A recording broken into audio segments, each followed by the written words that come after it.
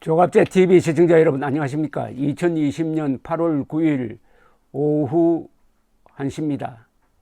오늘은 75년 전 나가사키에 두 번째 원자폭탄이 떨어진 날입니다. 원래 티니안 섬에서 이륙한 B-29는 고쿠라, 큐슈 북쪽에 있는 고쿠라를 표적으로 해서 날아갔는데, 그날 고쿠라에 구름이 많이 끼어서 투하 목표물을 알 수가 없게 되었습니다. 기름은 떨어졌습니다. 그래서 티니안 섬으로 돌아가는 길에 2차 목표지로 정해놓았던 나가사키에 폭탄이 투하되었습니다. 참 고쿠라는 행운이고 나가사키는 불운하게 되었습니다. 그리고 그 6일 뒤에 천황이 항복 방송을 했습니다. 이 원자폭탄이 조금 일찍 투하되었더라면 소련군의 참전이 없어가지고 한반도는 통일되었을 것입니다. 분단되지 않았을 것입니다. 반대로 원폭 투하가 한참 늦게 되었더라면 8월 9일에 참전한 소련군은 아마 8월 한 20일쯤 부산까지 도달해가지고 한반도 전체가 공산화되었을 것이 틀림없습니다. 참 대한민국의 존재 자체가 기적입니다. 그러나 이런 기적이 앞으로도 계속될 것이라고 바라보는 것은 공짜 심리겠죠. 이 역사를 제가 항상 이야기하는 이유가 있습니다. 이 세상에서는 처음 일어나는 것은 없다고 합니다. 항상 옛날에도 일어났고 그것이 모습을 바꿔서 일어날 뿐이다 라는 이야기가 있습니다. 그래서 역사의 교훈을 앞에 하면은 사람이 좀 겸손해집니다. 요새 추미애 장관의 발호를 보면은 현대사를 좀 알고 있는 저로서는 차지철 생각이 납니다. 추미애 법무장관이 박정희 시절의 차지철 경호실장 역할을 하는 거 아니냐. 그러면은 추미애는 문재인의 차지철이냐? 그러면은 김재규는 누구냐? 혹시 윤석열이 아니냐? 이렇게 자꾸 연상작용이 생깁니다. 그래서 제가 한번 추미애와 차지철의 닮은 점, 다른 점을 한번 메모를 해봤습니다. 그냥 재미삼아 들어주시기 바랍니다. 첫째, 대통령을 보호하는 역할이 같습니다. 차지철은 경호실 병력으로 박정희를 보호했고 추미애는 친여 검사들로서 문재인 정권의 비리를 지금 비호하려고 하고 있습니다. 특히 차지철은 경호 실패로서 박정희 대통령의 부인 유경수 여사가 돌아가시는 것을 보고는 경호를 강화합니다. 경호를 강화한다는 명분으로 여러 가지 무리를 하는 거죠. 아마 문재인 대통령도 노무현 대통령이 투신 자살한 것이 검찰 때문이라고 생각할지 모릅니다. 그러니까 검찰을 장악해야 한다는 강박관념이 있을지도 모르죠. 두 번째, 직권남용에서 같습니다. 추미애 법무장관은 불법적 수사 지휘권 발동으로 윤석열 검찰총장의 손발을 묶고 그리하여 정권에 대한 수사는 못하게 하고 정권의 적에 대한 수사는 독려하는 이런 권력 남용을 벌이고 있는가 하면은 차지철은 경호권을 남용해가지고 김재규 등을 견제하고 고위 인사의 대통령 접근을 차단하였으며 대통령의 군 통수권에도 관여하였습니다. 경호실장이 감히 육해공군 참모총장을 불러서 사회를 받게 하고 마치 경호실을 독립부대인 것처럼 운영하니까 군부에서는 꼭 참고 보면서 혼내줄 기회를 기다리고 있는 그런 상황이었고, 더구나 여당 대표를 불러서 부하처럼 다루기도 했습니다. 이게 다 내 뒤에는 대통령이 있다는 걸 가지고 과도한 권한 행사를 하다가 차지철의 경우에는 그런 꼴을 당하는 거죠. 세 번째, 안하무인인 점에서 딱 같습니다. 추미애 법무장관은 문재인 대통령을 믿고 야당, 검찰, 언론에 안하무인이고, 차지철은 박 대통령을 믿고 정보부, 야당, 그리고 여당까지, 그리고 군 지휘부를 내리누르려고 했습니다. 그러나 용수철처럼 내리눌려지지만은 언젠가 이게 튀어오를 때 사고가 생긴 것인데, 그게 11.6 사건입니다. 네, 두 사람이 또 비슷한 게 있습니다. 결국 두 사람이 이렇게 민심과 언론과 야당의 욕을 많이 먹으면 그게 고스란히 어디로 가느냐 하면은 대통령에게 갑니다. 이 사람들은 방탄막 역할을 한다고 생각할지 모르지만 방탄막이 되지 않아요. 결국 대통령을 욕먹입니다. 추미애 씨가 미워서 문재인 대통령 지지를 철회하는 이들이 지금 많습니다. 차이철이 미워서 박정희 대통령도 싫어하는 사람들이 당시에 많았어요. 다섯 번째, 김재규와 윤석열입니다. 추미애는 문재인이 아끼던 윤석열을 따돌렸고, 차지철은 박정희가 아끼던 김재규를 멀리하게 만들었습니다. 이런 이간질이 결국은 국민과 대통령 사이까지도 벌려놓습니다.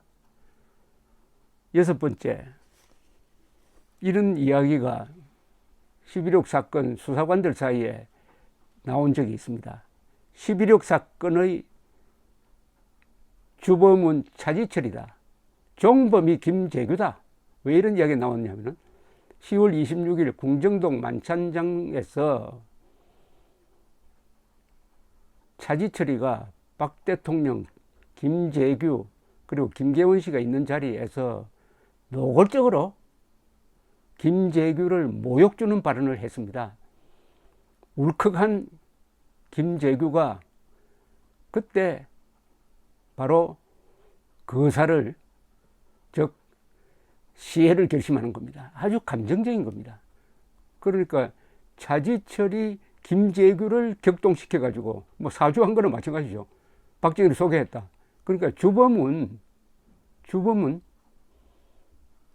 차지철이다. 앞으로 문재인 정권이 무너질 때 또는 정권이 교체될 때는 이 원인 제공자는 야당이 아니라 추미애였다라는 평가가 나올 수도 있는 그런 비슷한 사례입니다. 그러면은 가상입니다. 추미애가 문재인의 차지철이라면은 윤석열은 김재규가 될까요? 김재규의 역할을 할 거요? 물론 윤석열이 김재규의 역할을 한다고 해서 총을 들고 하는 게 아니고, 그것은 헌법과 법률의 힘으로서 문재인 정권을 단죄하는 역할을 할 수 있을지도 모르겠다, 이런 구조입니다. 물론 다른 점이 있습니다. 추미애 씨는 여자고 차지철은 남자고, 그리고 지금은 1979년과 달리 여론과 언론이 살아 있습니다. 이때 상황을 조금 더 실감 있게 설명드리기 위해서 1979년 11월 17일 군검찰관 앞에서 한 김계원 전 비서실장의 진술을 일부를 제가 소개를 해드렸습니다. 김계원 씨는 옆에서 왜 김재규를 말리지 못했느냐 해가지고 구속 기소가 되었습니다. 김계원, 김재규는 매우 친한 사이였습니다. 김계원 비서실장, 그리고 김재규 정보부장, 차이철 경호실장, 이 세 사람 사이에 알력이 있었습니다. 김재규는 김계원과 한편이고, 차지철은 박정희와 한 팀이 되는 이런 아주 위험한 어떤 균열이 있었고, 이게 11.6 사건을 불러오는 것입니다. 그러면은 차지철이가 어느 정도 안하무인이냐, 나중에 누가 추미애 씨가 얼마나 안하무인했느냐 하는 것을 별도로 기록할 것으로 보고, 오늘은 김계원 씨가 전하는 차지철의 행동을 그 진술 조서를 통해서 소개를 해드리면은, 타인에 대한 무례한 행동에 관하여는 1979년 6월 초순경 16시 30분 경기도 수원시 부근 소재 뉴 관악 골프장에서 각하를 모시고 백두진 국회의장, 차지철 실장, 그리고 나 후쿠다 전 일본 수상 등이 환영 골프 대회를 가졌는 바, 당시 백두진 국회의장이 먼저 샤워장에 들어가 늦게 나오자 차지철이가 샤워장 문을 발로 차면서 영감 뭐래 빨리 나오시오, 그저 늙으면 죽어야 된다고 독촉을 하므로 백 의장이 서둘러 나오면서 미안하회다 하는 광경을 보고 차지철 실장이 아버지 뻘 때는 백 의장에게 오만불손하게 방자한 행동을 하는 것을 보고 분격한 사실이 있으며, 경호를 한다는 구실하에 좌석이나 차량 운행 순서 등을 무시하므로 경호실 직원과 비서실 직원과 서로 알력이 져서 불평하는 일을 들은 사실이 있습니다. 업무상 보고 관계에 있어서도 저는 직무상 각하가 매일 출근하시면 바로 결제 서류를 가지고 결제를 받는 것이 통례이나 간혹 차이철은 각하가 출근 전에 직무실에서 대기하다가 먼저 들어가 보고함으로써 본인이 결제를 받는데 지장이 있거나 또한 본인이나 장관이 결제를 받으려고 대기하고 있는데 차이철이 각하 집무실 입구에 경호원에게 연락하여 자기가 각하를 배울 일이 있으니 못 들어가게 하라고 지시하여 기다리게 한 후 자기가 먼저 보고한 후 다른 사람들이 결제를 받는 일이 간혹 있으며, 차이철의 월권 행위 및 강경 발언에 관하여 아는 바를 말씀드리면 차이철은 자기 업무도 아닌 정치 공작 문제까지도 관여하고 첩보를 수집하여 각하에게 보고하는 등 월권 행위를 자주 하고 군내 중요 지휘관 및 장성급을 수시로 불러다가 술도 사주고